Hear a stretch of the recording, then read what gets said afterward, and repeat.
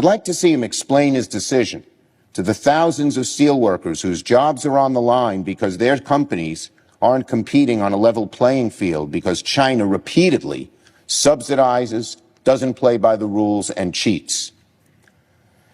It's another classic example of the Trump administration promising one thing but doing another. President Trump has promised many times to crack down on China, and still 10 months into his administration, his Commerce Secretary is once again needlessly delaying a preliminary step in that effort. Every time I see Secretary Ross, I've known him for 30 years, he's a New Yorker like I am, I say to him, when are we going to do something on China? Oh, we're going to do something tough. And each time there's a different excuse. This should have happened in the first 2 months of the administration. It hasn't.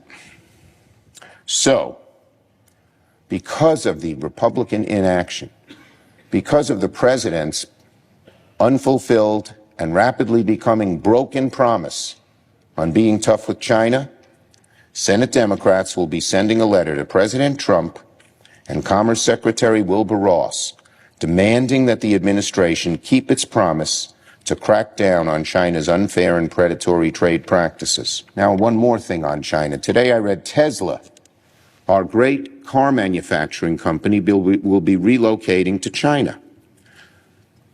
When you want to sell cars or many other advanced products in China, you have to do one of two things. Set up a joint ownership company which lets them steal our intellectual property or face huge tariffs. That's based on the fact that the WTO was poorly negotiated and China was regarded as a developing country. That was the fault of President Bush and President Obama. Neither did enough to stop China. Based on his campaign rhetoric, you'd think President Trump would be tougher as China steals our family jewels. It's no longer clothing and furniture. It's our best industries.